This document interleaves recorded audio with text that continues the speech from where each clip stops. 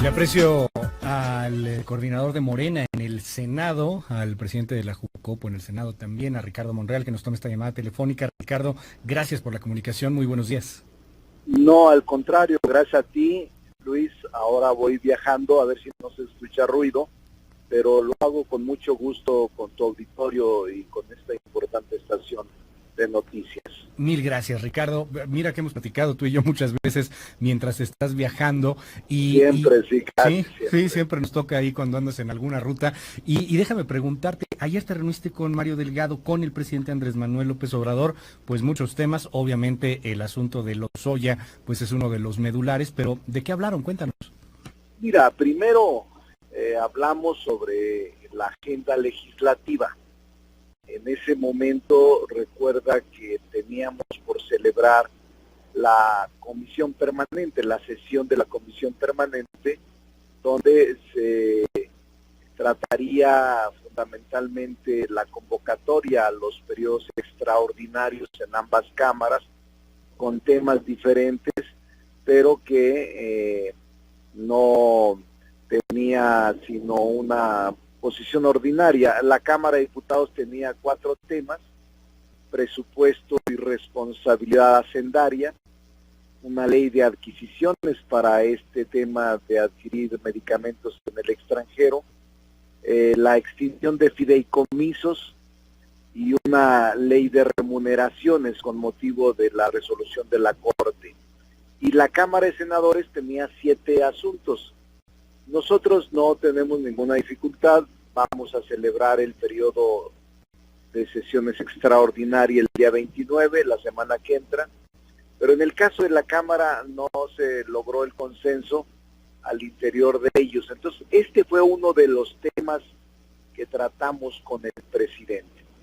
Y evidentemente el tema de Lozoya, simplemente que aún no había ninguna información, que la Fiscalía General de la República estaba en el proceso de recibir alguna información y de una vez que se hiciera, ponerlo a disposición del juez para que el juez tuviese ya la declaración judicial inicial. Me llamó la atención. Comentaste. Claro, me llamó mucho la atención, Ricardo, porque tú en un video, en este fin de semana, pues hablabas sobre esta posibilidad de que fuera un testigo. De alguna manera no está confirmado, o sí lo tienes tú ya confirmado. ¿Será un testigo, ya no será un imputado, Emilio Lozoya? Mira, el hecho desde que en Málaga aceptó la extradición, tiene que haber ya conversaciones previas con la Fiscalía, sin saber el contenido de ellas, ni tampoco los acuerdos previos entre la defensa y la Fiscalía. Pero es altamente probable, Luis, que sea un testigo colaborador, no imputado, porque de lo contrario no hubiese ido al hospital, sino que hubiese ingresado directo al penal y de inmediato ponerlo a disposición del juez de la causa. Esto hace presumir que se acogió al criterio de oportunidad que la Constitución y la ley establece. Se me cortó la comunicación con Ricardo Monreal, a ver si podemos recuperar la comunicación. Nos decía, pues obviamente desde Málaga, Emilio Lozoya acepta, se allana al proceso de extradición. Esto hace que Emilio Lozoya pues tenga un proceso muy abreviado en ese sentido y pues puede atenerse a los beneficios legales, a los beneficios que le otorga la ley mediante este criterio de oportunidad, en donde ya no eres imputado necesariamente, sino que te conviertes en un testigo. Y como testigo, pues hay muchas ventajas. Una de ellas es que tú puedes tener hasta un cambio de identidad, protección, etcétera. A ver si recuperamos en un momento esta comunicación. Nos advertía por ahí Ricardo Monreal, iba en un trayecto y se cortó de pronto la comunicación con Ricardo Monreal sobre este tema. Hay pues ahí muchas cosas que decir. Yo quiero tocar en este punto pues lo que ha venido también señalando una oposición que advierte puede venir esto en la utilización de un asunto político. Puede este juicio o estas declaraciones de Emilio Lozoya, terminar por politizarse. Perdónanos, Ricardo, se nos corta la comunicación de pronto. Nos decías, se allana en el proceso de extradición y, bueno, pues puede atenerse a este criterio de oportunidad que le permitiría ser testigo. Ricardo Monreal. No, se corta la... Ahí estabas ya, Ricardo, perdón. ¿Me escuchas? Ahí ya te escucho, perdón. Ahí, listo, discúlpanos. No te preocupes, al contrario, una disculpa al auditorio. No, te comentaba que esta posibilidad, esta hipótesis jurídica, es lo más lógico. Incluso, Luis, para un poco transparentar y aclarar la probable hipótesis, yo escribí algo en la página mía, pero te quiero decir que la detención de Emilio Lozoya, lo he dicho, es un caso emblemático, pero porque si se acoge al principio que establece la Constitución y la ley, tendrá que otorgarle la información veraz, amplia y con pruebas a la Fiscalía para poder vincular a proceso a otras personas y que el Ministerio Público considere que se trata de delitos graves. Déjame hacerte la pregunta, sí. Perdón que te interrumpa, sí, Ricardo. ¿Estaremos frente a lo que sería como un Lava Jato mexicano, por ejemplo?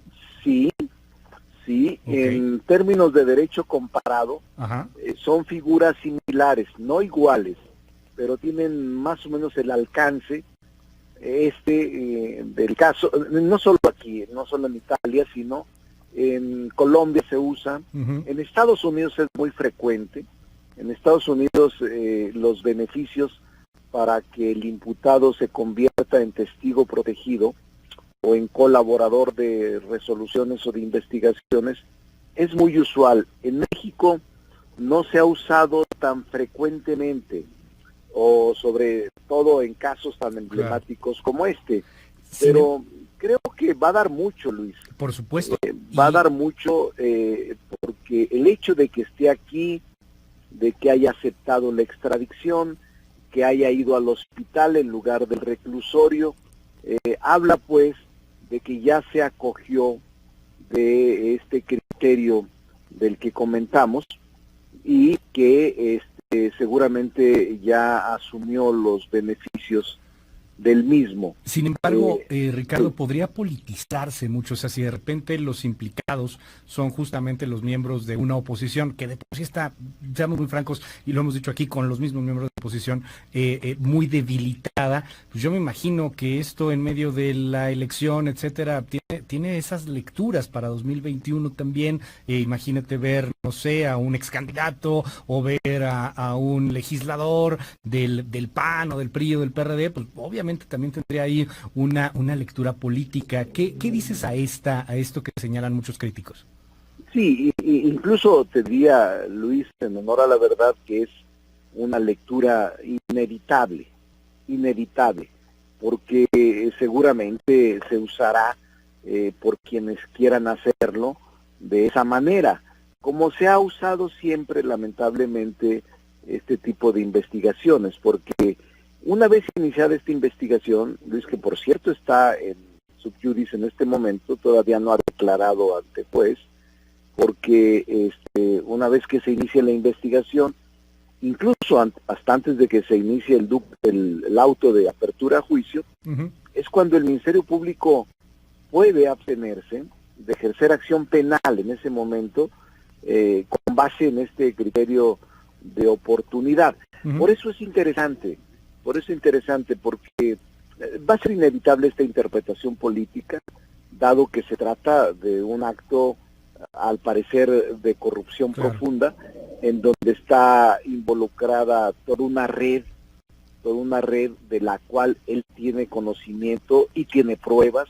Creo que tiene videos, no lo sé, Luis, pero se ha hablado mucho de tres temas emblemáticos, tres temas profundos de corrupción, que es uno, la aprobación de la reforma energética vía pago de votos, ¿no?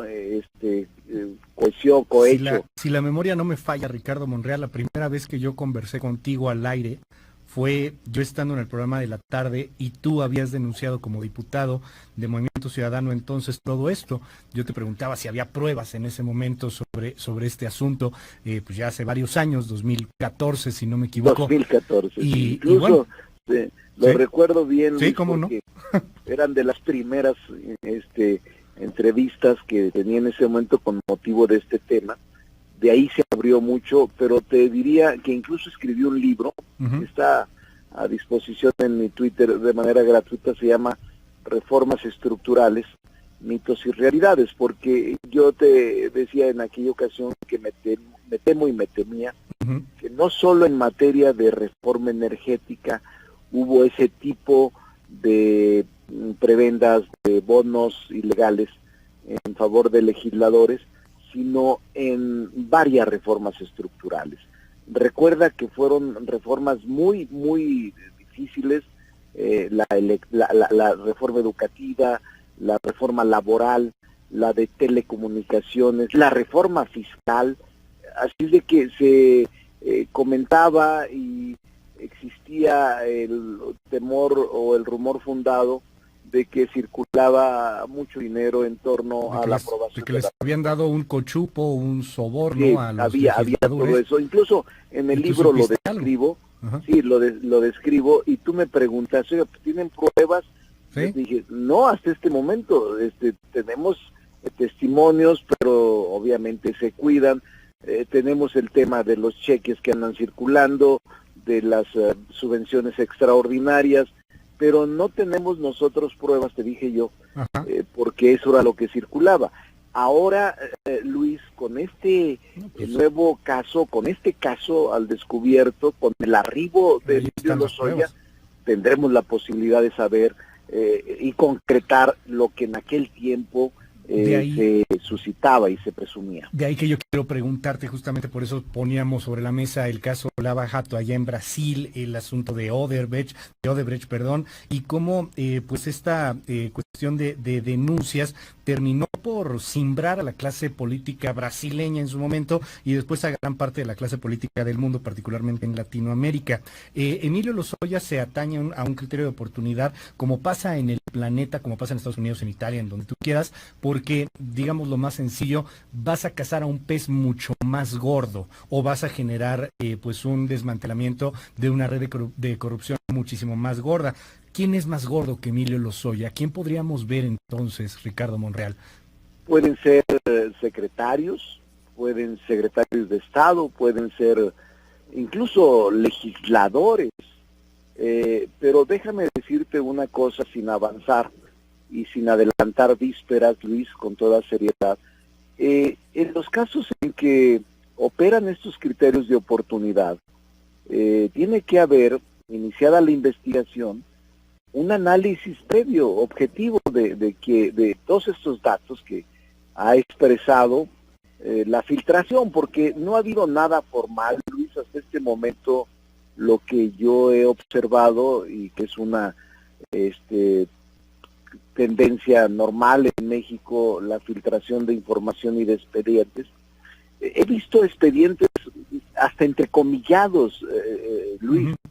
La información reciente, por ejemplo, si mal no recuerdo, el Proceso, o con algunos periodistas como Riva Palacio, que son gente seria, investigadores, pero entrecomillan lo que viene en el expediente, o las filtraciones estas del expediente de Ayotzinapa. O sea, alguien está filtrando todo esto y pareciera ser que son reales, que son veraces, pero no hay todavía nada formal. Lo que te digo es que en este caso la Fiscalía, el Ministerio Público, tiene que saber si al asumir o al acogerse o al aplicar este criterio de oportunidad, son pruebas fidedignas, son pruebas veraces, y el testimonio puede llevar, en efecto, lo que tú dices, a desmantelar redes de corrupción institucionales del pasado que tengan que ver incluso mayormente o más graves que las que él cometió. Es decir, si él se acoge al criterio de oportunidad y dice, estás acusado por 3 delitos: cohecho, uso de recursos ilícitos y asociación delictuosa. Lo que sea. Exacto. Tienes que ir por delincuencia organizada, porque tiene que ser uno más arriba. Tu delito es grave. Claro. Pero si tú me das elementos para considerar más grave otro delito, te acoges al criterio de oportunidad. Pero acabas de decir algo increíble, Ricardo, porque yo lo destaco mucho, porque, a ver, alguien está filtrando, eso es cierto, alguien está filtrando, y también hay en esto, pues empieza a haber ciertos manejos mediáticos que a mí me sorprendieron mucho el viernes que narrábamos, nos tocó en tiempo real toda la novela. Pues tienes a una fiscalía que inclusive finta medios de comunicación. Es legal, nadie está diciendo que no sea legal, y aquí lo dijimos, caímos todos, fotografiando a quien no era, haciendo ahí una jugada, sí, o sea, híjole, pues no, yo no coincido con eso. Yo creo que lo más conveniente era, pues, decir la verdad: estamos aplicando esto, ajá, estamos observando esto, y vamos a darle tantos días, y hasta en tanto no lo pongamos a disposición del juez y se vincule, o no se vincule, dependiendo de la gravedad de la investigación que se tiene. Te lo pregunto así, ¿ves una actuación con intereses políticos de alguien en la fiscalía? Mira, yo no creería eso, porque conozco al fiscal, al menos a él no, conozco a él y es una gente prudente, seria, no es protagonista en el sentido de buscar la nota, de filtrar.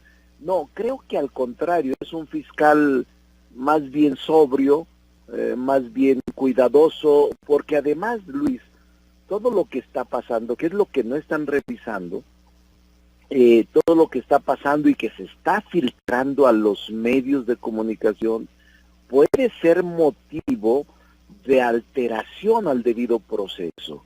El que salgas en los medios, el que esté señalado, el que ya desde antes te estigmatice la información filtrada, puede ser motivo de análisis de que se está vulnerando el principio de presunción de inocencia o el principio del debido proceso, que son 2 pilares fundamentales del derecho penal adversarial. Claro. Pero obviamente a mí no me gusta lo de filtración. Me gustaría más una declaración formal del Ministerio Público, lo que se pueda. Claro, todas las averiguaciones, en este caso las carpetas de investigación, Luis, tienen el carácter de secrecía, por no alterar ni afectar esto que te comento del debido proceso. No lo pueden publicitar, pues entonces que no se filtre, y hasta en tanto esté a disposición del juez, claro, es cuando el abogado defensor tiene el derecho de tener las actas o las actuaciones ministeriales para poder combatirlas y defender a la persona presuntamente responsable o al imputado. Pero si se acogió al principio al criterio de oportunidad, no lo vamos a ver, Luis, porque el Ministerio Público puede decir, momento, he aplicado y he valorado el criterio de oportunidad que se acoge este señor, y en lugar de imputado lo traslado a la figura jurídica de testigo colaborador. Nunca van a tocar. Hablaste tú, Ricardo, del pacto de impunidad. Se acaban los pactos de impunidad, estos que en algún momento estuvieron, los intocables, el que podía hacer lo que fuera y no pasaba nada. Pero hay quien lee esto, Ricardo, como justamente un pacto de impunidad.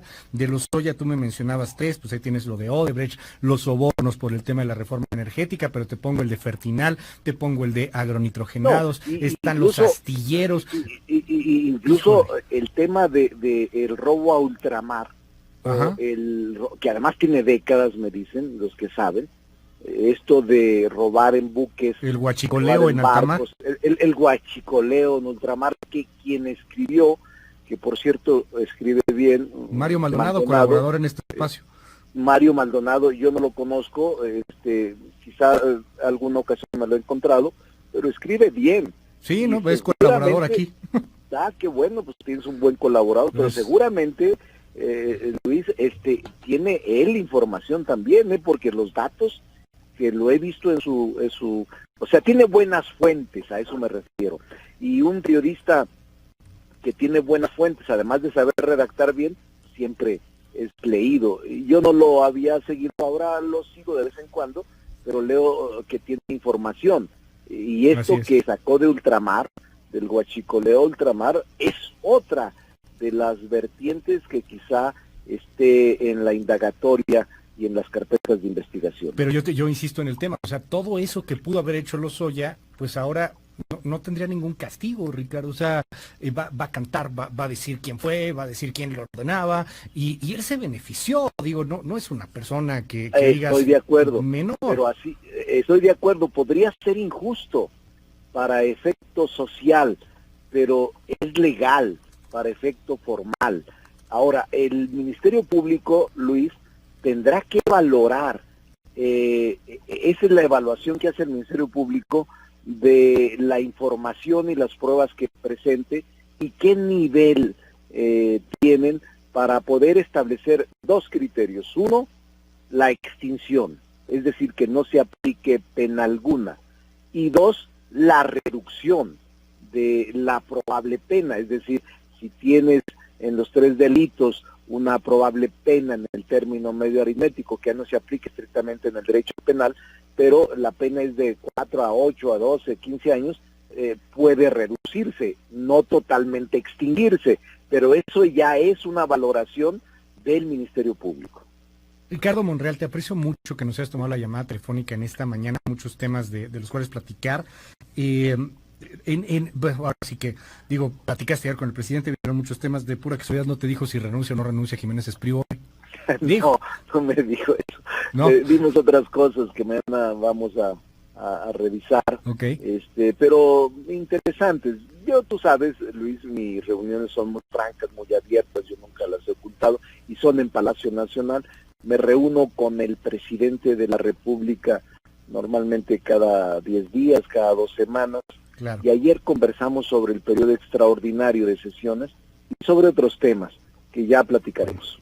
Ricardo Monreal, el coordinador de Morena ahí en la Cámara de Senadores, gracias por la comunicación. ¿Algún comentario sobre el INE? Sé que le toca a diputados, que hay que respetar la ley. Yo soy de los, mira, quizás mi deformación jurídica, digo mi deformación en términos entrecomillados, pero yo me he formado jurídico, soy maestro de la UNAM, de la Escuela de Derecho, de la maestría, y yo soy escrupulosamente observador de la ley, y a mí no me convence ningún argumento social, sino la aplicación estricta de la ley y el derecho. Esa es la justicia, y si no nos gusta la ley, pues hay que cambiarla, pero hay que cuidar el Estado de Derecho y observar la ley. Yo soy así, y quizá moleste a muchos mi opinión, pero mi opinión es que en ese y en otros casos se respete la Constitución y la ley. Mil gracias, Ricardo Monreal, coordinador de Morena en la Cámara de Senadores. Muy buenos días. Saludos, Luis, a todo el auditorio. Buenos días. Gracias, muy buenos días. Muchos comentarios en el...